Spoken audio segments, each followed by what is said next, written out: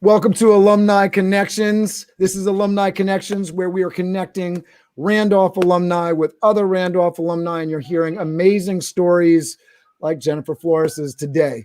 I'm going to play our theme music, if I can get that going from the technical piece here. Actually, I'm going to jump right into the introduction, and then I'll play our theme music if I can get that all going. So, Jeniffer Flores is a research and development analyst in the real estate development field. She works on behalf of Core Services to provide citizen reentry centers, affordable housing, and homeless shelters to vulnerable populations in New York City, Washington, D.C., and Miami. In December 2019, Jeniffer became the first in her family to graduate from college. She attended Gettysburg College and double majored in economics and public policy. To continue her professional development, in May of 2020, Jeniffer completed her certification in development and land use at New York University School of Professional Studies. Jeniffer hopes to apply to business school in the fall of 2021.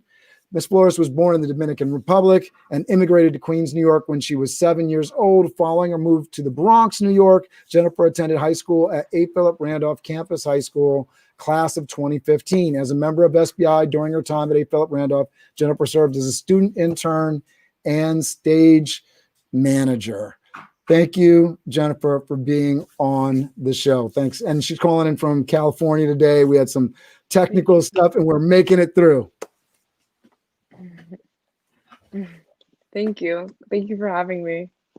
Absolutely. And I know we're on a little bit of a delay here, so forgive us, everybody that's watching, but I'll try to shut up for most of it and just let Jeniffer tell her story. So first of all, tell us, Jeniffer, what you're doing now, what's going on with your career in the moment, and then we will time warp back to junior high. Yeah, so as you mentioned, I am an analyst now. I work for a real estate developer, and a lot of the projects that I'm working on right now are like they have a socially conscious driven mission. So our biggest project right now is a reentry center for citizens returning back to their communities after incarceration. So that's been really, really cool because a lot of like the stuff that I do, although it is in the real estate field, I feel like I'm still making an impact in a different field. Um, I so I right now where I'm at, I'm just trying to learn as much as possible and prepare myself for business school. That's kind of where I'm at in my career. I see business school as kind of like a transition. So I completed that program at NYU, and I'm completing another program now that's like a entry to business school on behalf of the business school. So hopefully I succeed in that and then continue to apply to that school. All right. I want to save a little bit of the conversation for what you're planning to do with business school for the end of this. Let's time warp back to junior high and talk about where you were living and where you were going to junior high and how A. Philip Randolph ended up on your radar. Yeah, so I moved from Queens to the Bronx and entered middle school, and it was a big culture shock. And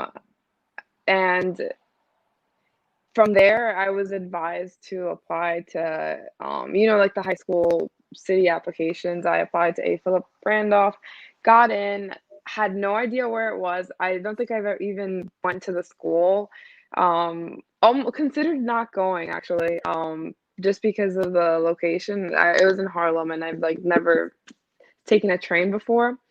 So that was there was definitely a learning curve there, but chose A. Philip Randolph and stuck with it. That's awesome.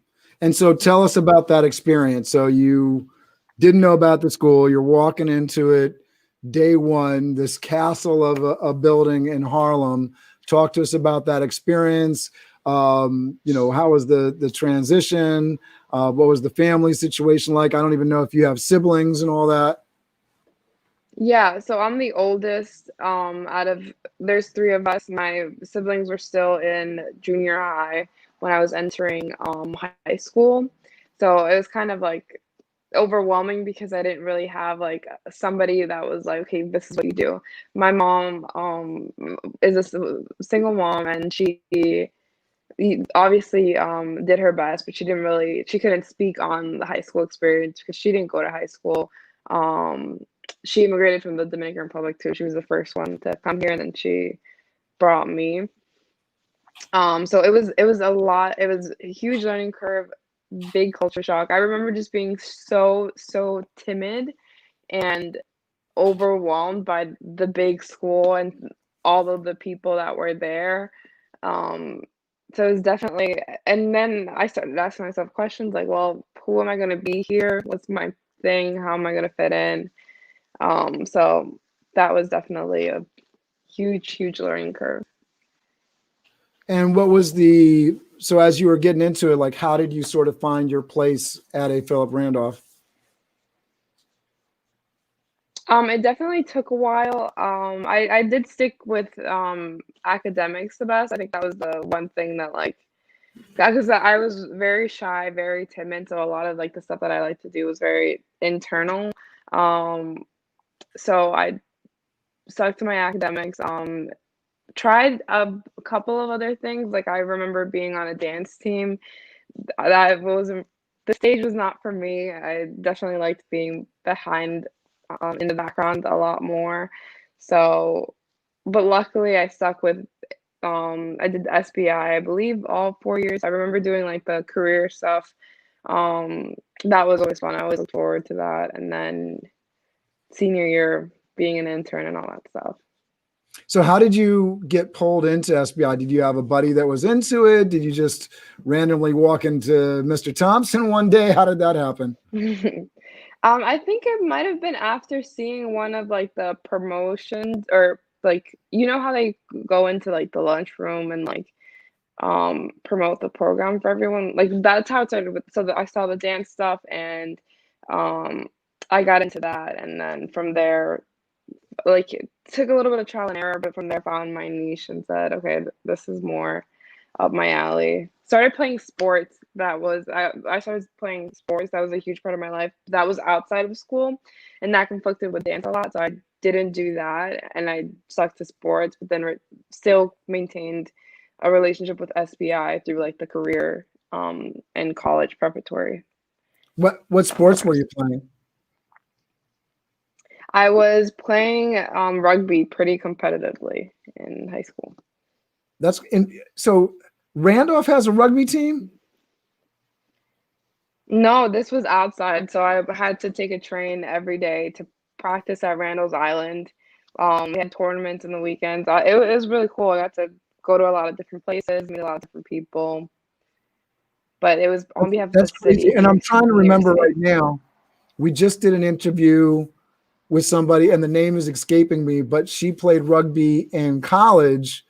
And, first of all, forgive me for being ignorant, but rugby, just anywhere, like, it's not a sport I know well. So it really surprised me. The only thing that I know about it is it's tough and football-ish and very physical. So the fact that she was playing it in football and she was female, I was like, whoa, really? So that's pretty cool to hear that you were doing that. Did you continue that later on? So I wanted to, basically there were I applied to a couple of programs in college to continue playing rugby pretty competitively, but I did not get into those programs, and unfortunately, Gettysburg College's rugby team was club, and I wanted to play varsity, so I hung up my cleats and Yeah, that was that. yeah, All right, so that was that. Yeah.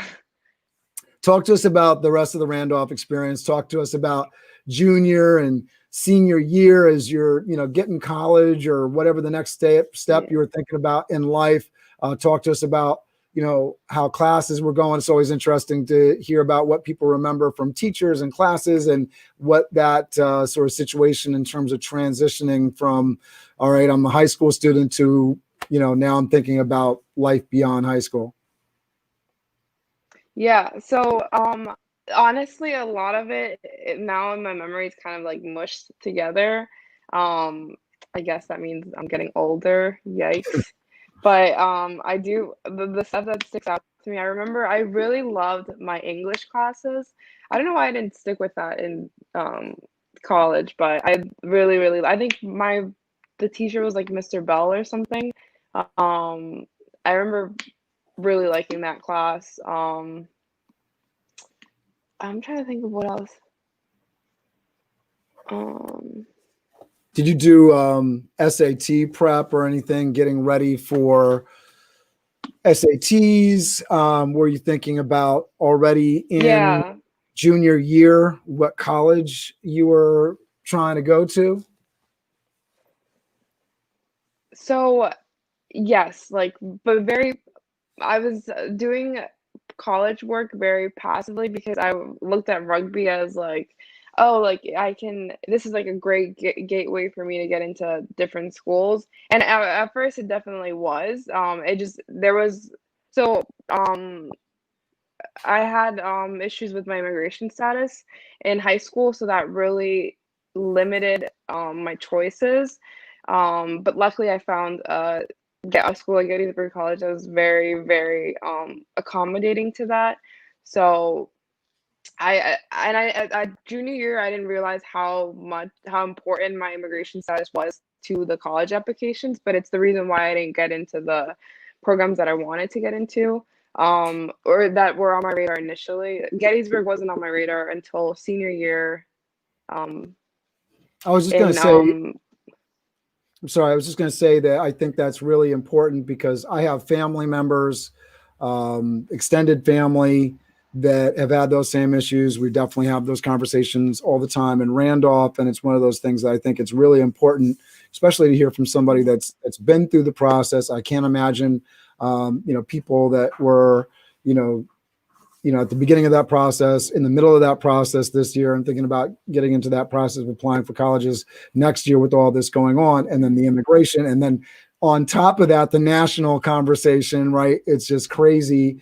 You feel like, you're a criminal when you're just trying to live, do your education, and get by. yeah. One of the things that I think is really special about you in particular, but also students, that idea of you are into the academics, and that does open some doors, that if your academics Mm, aren't in a good place, which is like anybody, right? So you're in a situation where, mhm. anyone going into high school, if your academics are better, you're going to have more opportunity available to you. But particularly when you got that sort of challenge of paperwork behind you, those academics become that much more important. So you had some options, not all the options that you wanted open to you, but you had some options open to you based on your academics, which I think is really important. Yeah, absolutely. That was like one of the best things. I just making sure that I got good grades and did my part to study for the SATs and stuff. Not as much. I definitely should have been more diligent about it. I was more focused on like sports, like I did it like every day. Um, but the fact that I still maintained my grades definitely was a huge game changer and the reason why I could apply to and go to a school like Gettysburg College. Yeah, I love that. And I mean, I know we were talking about, things that you want folks to take away, and that idea that you're not alone, right? So just Mhm. because you don't have the papers and the documents doesn't mean that you can't do it. I've certainly seen people in that Mhm. situation. They're just like, nope, I don't have any options. I can't, it's not possible for me. But I think there's other people going through it. There's other people that have been through it, and there's a lot of people willing to help if you reach out, right?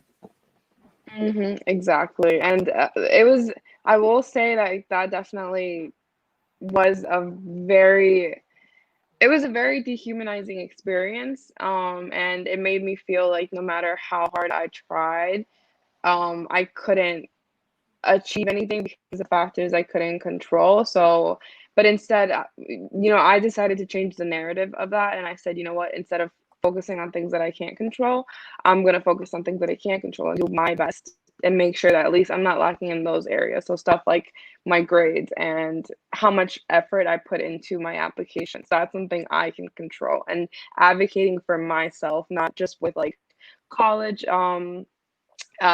College admissions counselors, but also just in general, with like the changing the narrative of like what it means to be an immigrant in this country, because definitely with like the national conversation, it definitely has more of a negative connotation now. So doing my part to be aware of that, and making sure that I can still, despite this circumstance that like I really should not have had to deal with, making sure that I still didn't let it, impact me the way it could have. It really could have changed the course of my life, but I put my best foot forward there, and I said, this is what I can control. This is what I'm going to do. Yeah, and in regards to that national conversation too, it's always great when folks are able to talk and speak back on it. I think, an interview like this is important because simply letting folks know that there's a face, there's a heart behind the story. I think a lot of the national conversation on both sides, you got liberals that talk hard and cruel about some things. You got conservatives that I don't even understand some of the rhetoric that comes out. But this idea that there's an actual person that suffers when you put these ideas across, these laws that hinder, and this you got real life people that mean well, are trying to do good, living good lives. Are we perfect? Are any of us perfect? That stuff is just ridiculous when it gets to that kind of thing. But you got people that are achieving, are doing well, bringing hope and love to their community. I love your story. I think it's really good, and I think it's great that people hear that, because it's hard. And I have young people in my family that are dealing with that situation right now, and it's not fair to them. They didn't make the decision. And then even then, with the immigration thing, people are just trying to live lives. Nobody's trying to get over. Everybody wants to do their part. And at the end of the day, immigrants are paying left and right things that citizens don't necessarily have to pay, and then on top of that, don't get the representation. So it's a really crazy system, and that dehumanizing aspect. I was lucky to be born in the United States, and people have to realize, you win that lottery ticket, and you're born in one of the best countries in the world. You can talk about other countries and whatnot, but you got certain freedoms and liberties here that other places just don't have, and maybe other countries have, but they don't have the economic success, all those kind of things, which everybody gets into the zero-sum game. If they have it, they're taking something away from me, which this world is a little bit more abundant than that, right? It's not they get more, I get less. Like we can all rise on this ocean together, right? We can all do well and keep it going. So I don't want to spend too much time. I thought that was important to address, and I thank you for talking about it. So talk to us about, all right, so you're getting through this paperwork process, you're making this decision. How did you end up deciding finally on Gettysburg, and what was that transition like? So I had several good options, but in the end, Gettysburg College felt the best for me. I think it was something that the college admissions officer that I was speaking with said. He literally just said, which is something that like I wanted to believe so much, and what I was looking for. He was like, we don't care about where you come from, or like all of these other like things you can't control. We want to see you, the student, and see your application, and we will judge you by that. So scores, extracurriculars, what I did with my academics, my essays, stuff that I was in control of. That's what I presented is what they um base their decision on accepting me into the college or not.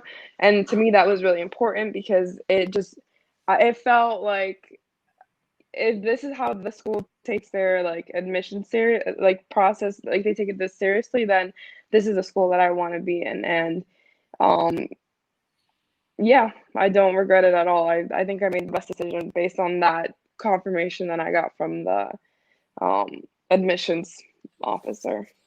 Was it Daryl? Yes, it was Daryl. Yeah, Daryl's awesome.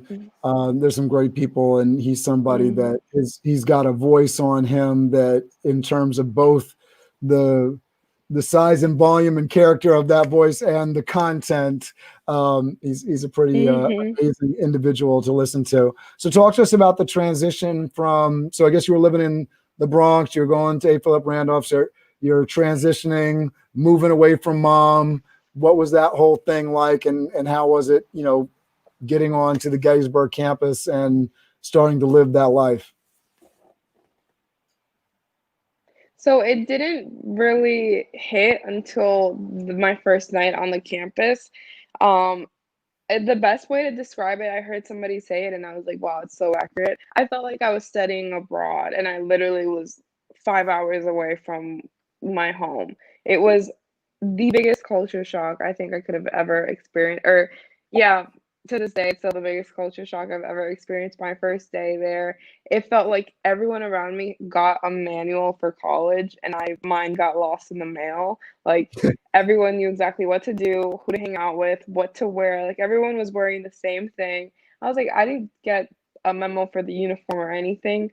So, and I come in dressed like a New Yorker from the Bronx, interpret that how you will. Very just like, like city kid. All of my stuff was kind of just everywhere. I didn't know how to pack for college. Everyone was very organized, and my roommate was super organized.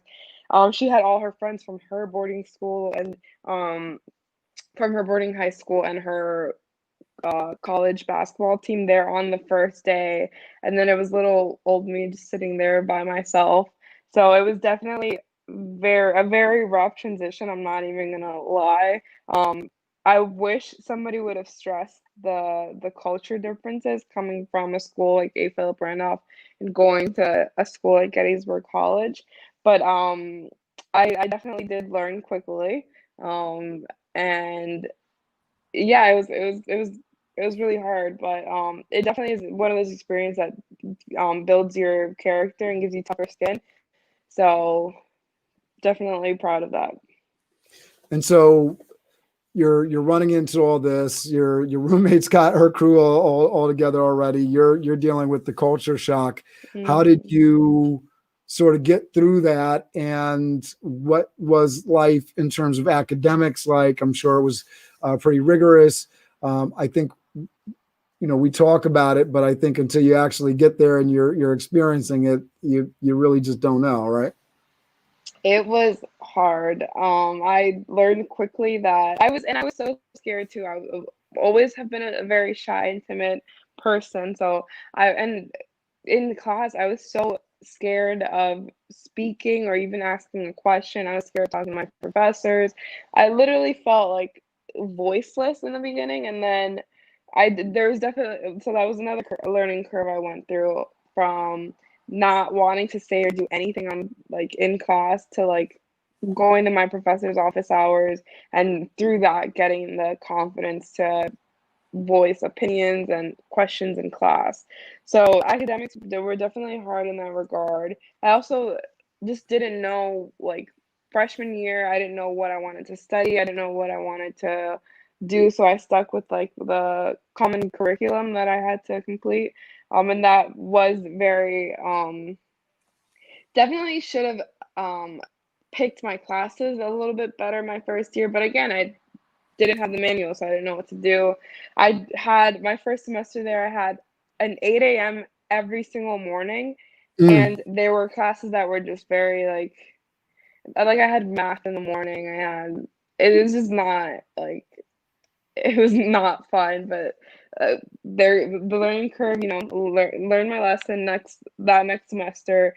Definitely picked a better schedule.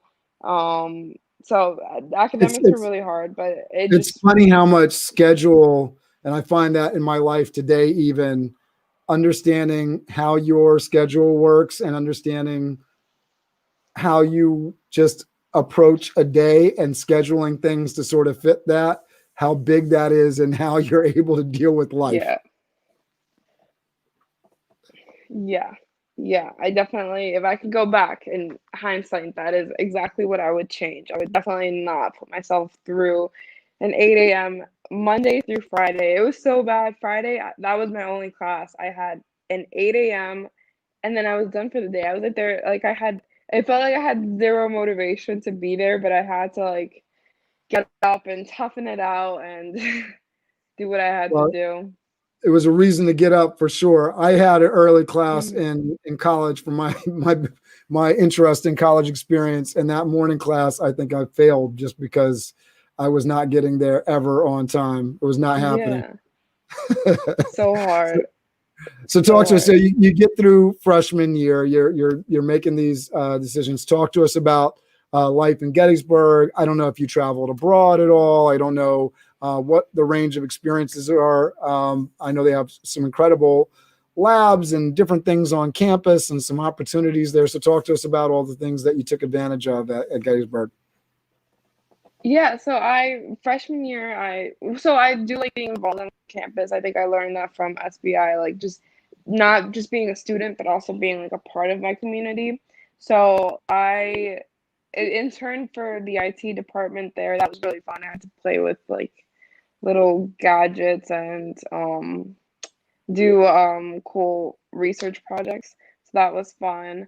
Um, I got involved with like socially with Greek life, and I was involved in that sophomore through my junior year, and then my senior year I just decided that wanted to change the narrative, and like use my time wisely and involve myself in different things. So I did that and that was it definitely helped me like meet different people on campus that I don't think I would have met otherwise. Um, I was a leadership mentor there on campus. I'm like trying to remember if now it feels like such a long time ago, but I literally graduated in December. Um, so yeah, almost a year out of college. Um, so I did Congratulations, by that. the way. I'm trying to think. Thank you. Thanks. Thanks. Um, a lot of my extracurriculars literally involved like the econ department that I was a part of, and just a lot of crying to my professors asking for help with homework and stuff. So that definitely did take up a lot of my time. But yeah. All right. So talk to us about, did you do any study abroad? Did you do any other kind of programs, wild stuff? No, I couldn't study abroad. I did an immersion trip. Like they have like these little shorter trips. I did one to the Dominican Republic, which is cool. Because that's where I'm from, but I don't know anything about it, and I'm definitely more American than Dominican at this point. So that it was cool to go So I'm and like assuming, because you did get to travel outside the country that the paperwork issue got somehow fixed in the process all along. that was yeah, that was even don't even get me started on that. So I had to deal with immigration throughout my whole college experience, and it was definitely a very limiting and hard journey for me. So just imagine balancing like trying to not get deported and school at the same time. Especially, I remember sophomore year, like it literally started. My birthday is September 7th, and that was the day that Trump, after he got elected, was like, "Oh, we're gonna cancel DACA. Goodbye." And I was like, "Great. This is how I'm starting my sophomore year. This is not ideal at all." So I couldn't do a lot of things because of that. I really wanted to study abroad. I would have gone to China in a heartbeat, but hopefully I can have that in grad school now that everything is squared away. Oh, that's awesome. I'm glad to hear that. That's great. And is that the Thank you. same for the rest of the family, or is the family still struggling with paperwork too? No, so I was the only one that was in the situation. Everybody else is a citizen. I was Oh, the very lucky one. cool. Okay, because they were all born here. Hmm. Yeah. Okay. Yes. Yeah, that's so, and that's not uncommon, right? And it's very hard and very difficult. So that's cool. So you got to travel to Dominican Republic, which is very cool. So talk to us about finishing up college and transitioning to real life after all this work, after dealing with the immigration drama. Talk to us about Mm. what it was like switching to, all right, now what am I going to do? I've been in school for a while, and I want to hear about what you're doing now. You're doing amazing work. Congratulations, and thank you for the difference that you're making. That's amazing.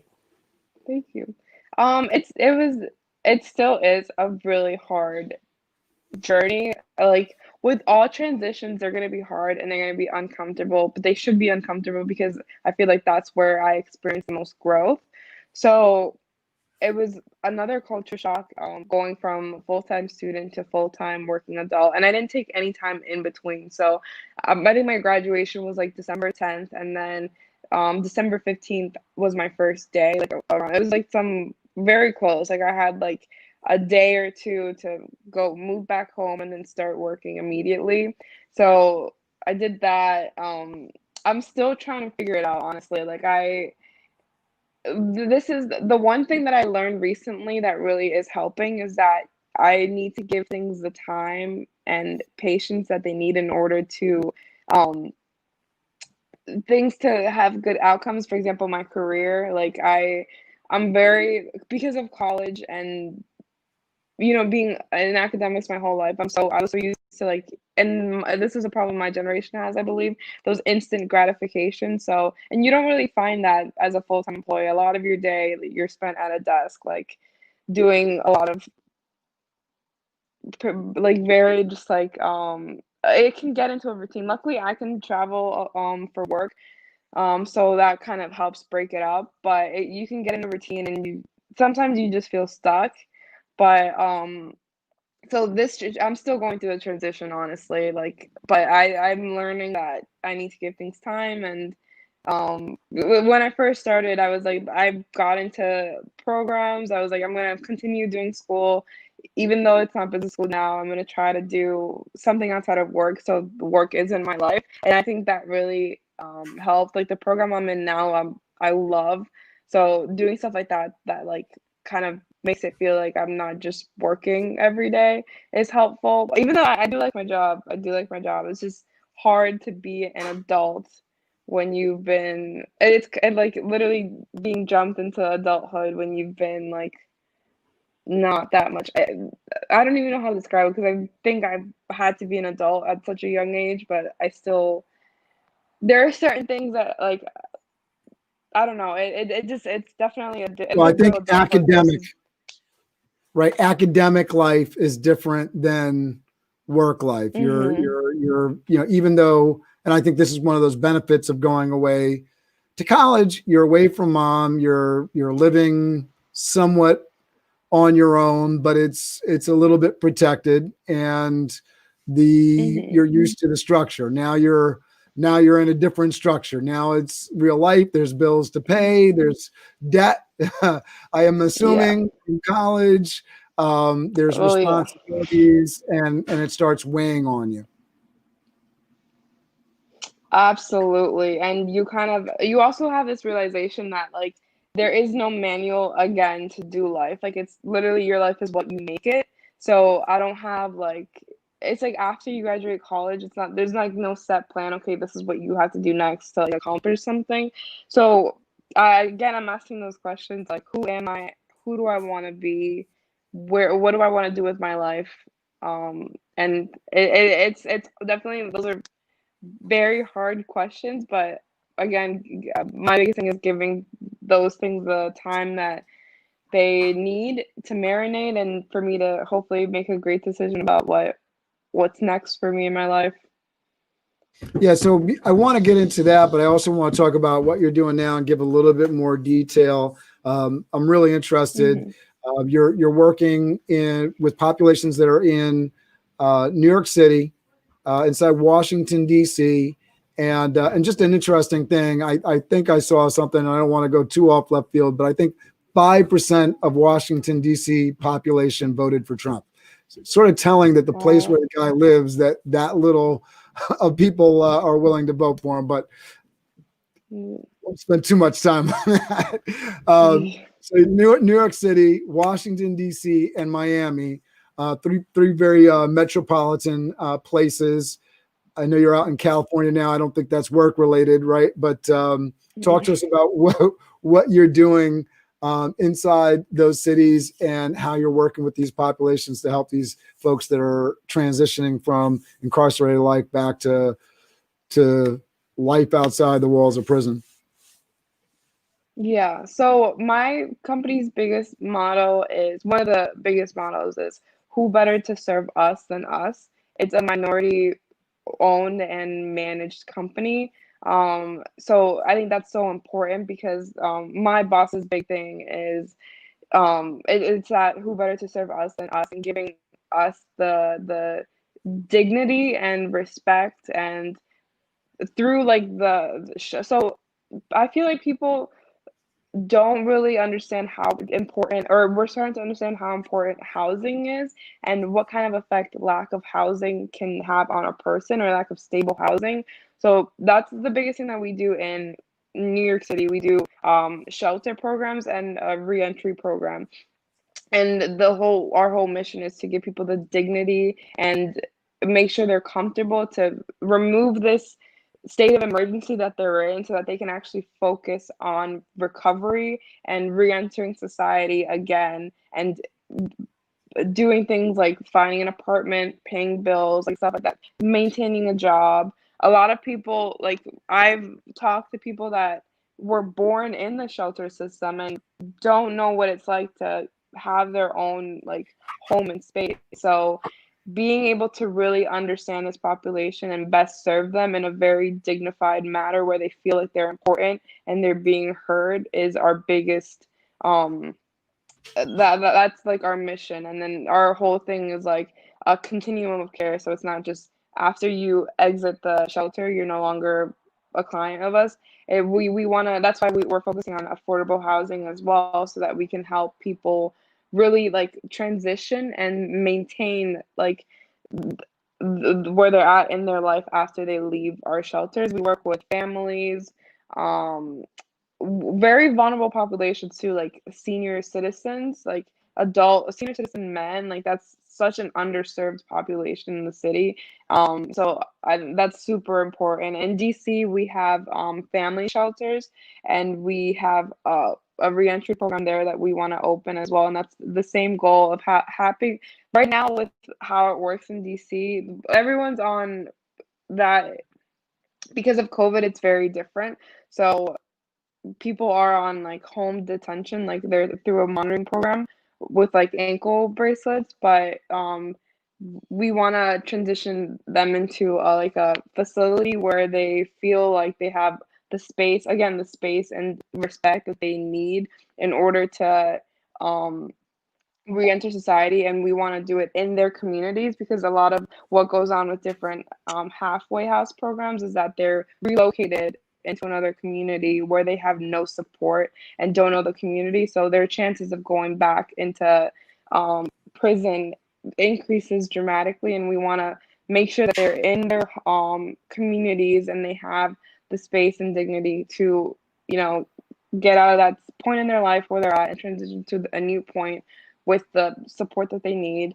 We provide social services and work with other nonprofits to bring other programs into the facilities. For example, this one cool nonprofit that we want to partner with, I think they're called Creative Families Project. So they help the kids of families that have been affected by one of their parents being in a halfway program. So that's really cool that we can partner with them and provide those kinds of services. And now we're expanding to Miami too, and hoping to open a shelter there, because that is another population that needs adequate services like that. Yeah, I was going to say, I mean, because for folks that aren't familiar, first of all, so many folks end up incarcerated not because they're necessarily evil folks or, in some sort of, situation that, you think of when you think of, like violent crime and everything. There's a lot of situations where mental health, poverty, everything from, car, infractions and not having the income to get out of, situations. And then you're dealing with, on the other side of it, I'm going to butcher the word, but how you say it, recidivism. Recidivism. There you go. Thank you. Recidivism, yeah, recidivism, yeah. The rate that, you know, people end up going back into prison because they already have a record. So that makes you automatically more likely, if you do wind up in front of a judge, to get sentenced to more time, 3 strikes, this, that, the other. The guy's got a record, as long as we've all heard the movie terms for it. But at the end of the day, it goes back to sort of the immigration conversation. You know, you have this institutionalized kind of prison to school, you know, school to prison pipeline kind of situation going on. So there's so many people that are challenged in this country, and then having these programs that actually lift people and give them a chance. So it sort of stops some of that and helps people, give them a ledge to stand on, because otherwise you just feel like you really are alone and there's no help. And, you know, the next time you got to check in with your parole officer and they're saying, hey, you got to be working and you got to be living someplace. And then suddenly you're not living someplace and you're not able to get a job because you're not living someplace, or you can't afford clothes that aren't smelly and you can't afford to wash the clothes, and you can't, you know, all of these things that we sort of take advantage, you know, or take for granted. Yeah, 100%. And I feel like people don't. So another thing that we want to do is change the narrative, because these people that end up homeless or in prison, they're not bad people, like you said. They're just people. And I think there's a statistic that it was crazy when I heard it. Like in New York City, at least 50% of the population is like a paycheck away from homelessness.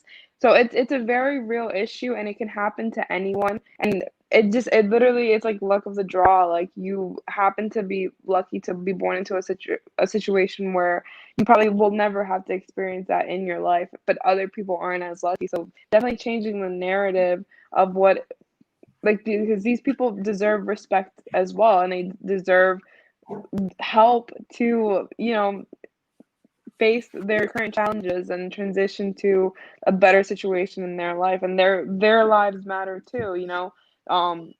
So it's amazing that I can at least help with um that, because it's something that I definitely am very passionate about based on my own experiences. Yeah, I think we all deserve dignity. And, you know, one of the things that's sort of criminal about the criminal justice situation is that, you know, the idea around incarceration, the idea around any kind of punishment, you go to court, you go to jail, the idea is not that you're being put behind bars so that you know, the rest of society is protected. The idea is supposed to be that we are helping you in some way to get past this problem or challenge in your life that you're dealing with.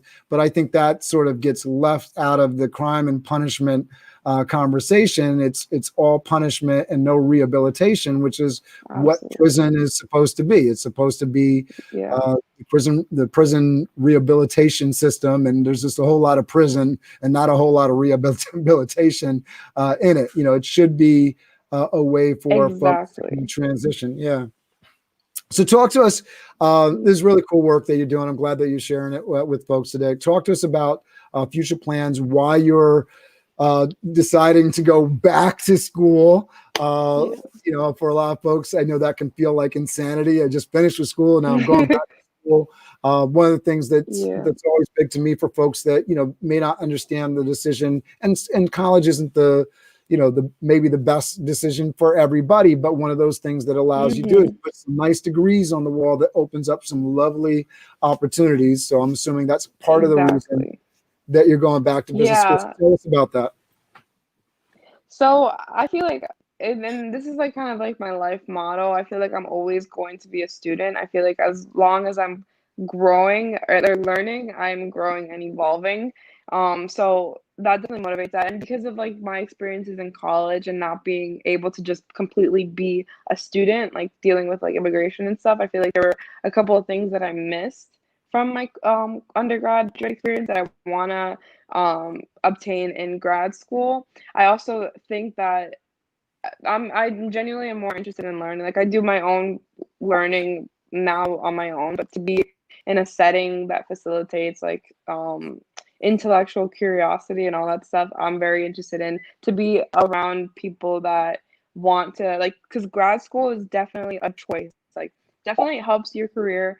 But it's like nobody's telling you that you have to do it, you know. It's definitely like if you want to do it. So it's being around people that make that choice and say, hey, I care about this so and so, and I want to pursue this and do more of this.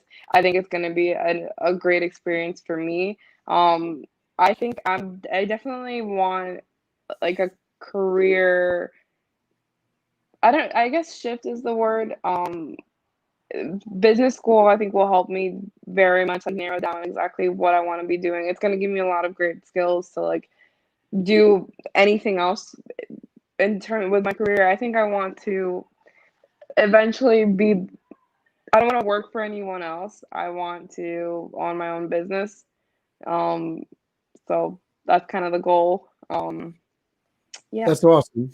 So yeah, I think that, for everybody, I always have that piece in the back of my mind for my own kids. Like, it's great to work for a corporation. It's even better when you don't need that corporation to work, right? You have your own thing. And I think some of the best situations in life, it's nice to work for a corporation on your own terms. So being in that position where you have your own business, your own thing going on, and you're hired as, the consultant, and you're respected that much more because they're paying that higher fee, and you have more eggs in your basket, so to speak. So you got a lot of places to go. So I'm not mad at that decision. I think that's good, and understanding that is really important. I want to talk about just a couple of the takeaways that we talked about before we jumped on, before I talk about how, people should connect with you. But we talked about believing in yourself. We already talked about you're not alone in this, and I thought that was great. But believing in yourself through your journey, and also being aware of your position, your course in life. So talk to us about that. Yeah, I feel like, especially coming with somebody that was born into the similar circumstances as I have been, and people that are struggling into this country, you're kind of like set up to fail. So kind of, I think it's a very revolutionary act to go against that and really fight against the powers at play that, keep you down. So I'm thankful enough. I'm thankful that I was aware of that pretty early on. So, and that definitely motivated me to keep fighting, no matter how difficult it was, and no matter how many times I was like, what's the point? Like, I can't control this. This is what my life is going to be. Yada yada yada. Believing in myself, I think, gave me the confidence to, and it's something that I still am working on today. It's something that you have to work on. You don't just wake up and say, or some people do, but I definitely don't. You don't wake up and say, I'm great, I believe in myself, I'm confident. It's something that I have to constantly work on every single day. Yeah, so understanding where you are at in your life, how you move through life, and that you're kind of just like, you're not in this alone, and what you do matters for the people, for yourself, but also the people that have helped create a pathway for you to be able to take advantage of those opportunities, and the people that are going to come after you. I think it's important to also think about. So yeah, those were my big life takeaways. I think that's great. Who are people that you are trying to connect with right now? I know you're on this approach to business school, so I don't know if you're looking for folks that have already been in the business school experience. I've definitely interviewed some folks for Alumni Connections, and I'll try to go through and tag some of those people to make sure that they're talking to you. I was also, in listening to your story, I think there's a few people that I've been speaking with lately that I'll try to make sure you either connect with, or they connect with you, because I think you guys can help each other out. But who are people that you want to connect with in particular as you're doing your job now and thinking about business school? Yeah, so anyone that has any insight on both the grad school application process, then the process specifically to business school, but also anyone that is in the real estate field as well would be cool to connect with. And anyone that was able to leverage their business degree to do something, and I'm interested in hearing what they're doing now, that would provide a lot of insight for me and help me navigate, what's next. Yeah, we definitely have some folks. I know Miss Taylor, who I interviewed recently, she has a very interesting career, but she has her own consultancy, and she goes all over the world working in development kind of stuff. It's not real estate, but she's a Randolph graduate, Spelman graduate, and somebody that I definitely think you'll enjoy connecting with on the entrepreneur kind of thing. She stays busy, and she stays working in that high profile international sphere, which is pretty cool. I did post your LinkedIn address down below. Is there, other than connecting with you on LinkedIn, is there any other place that you would love people to connect with you on?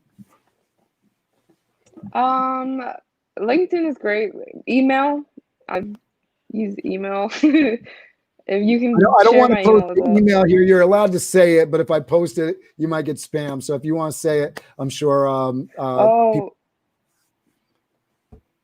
Yeah. So it's my first and last name, how it's spelled here, and then nyc@gmail.com.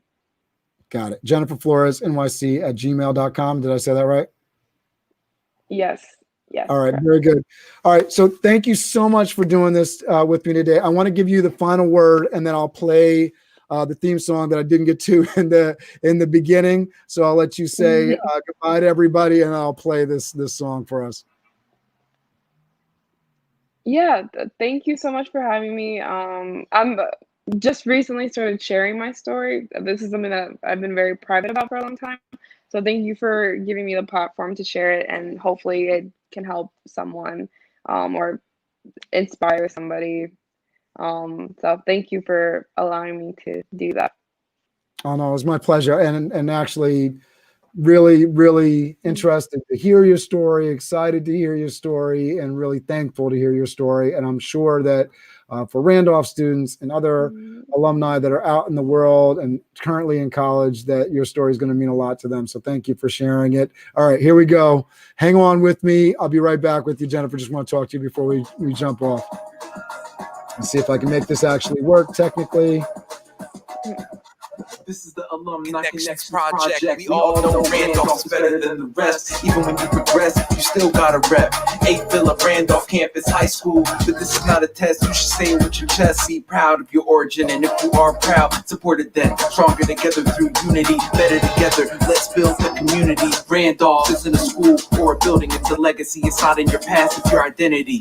So show some pride. Alumni Connections, sponsored and brought to you by SBI, CCPI. SoundDownTownBusiness.org. SoundDownTownBusiness.org. The journey doesn't end with graduation and prom. The journey doesn't end with graduation and prom. The journey doesn't end with the journey doesn't end. This is the Alumni Connections Project. This is the Alumni Connections Project. 8th Phillip Randolph. 8th Phillip Randolph. Randolph.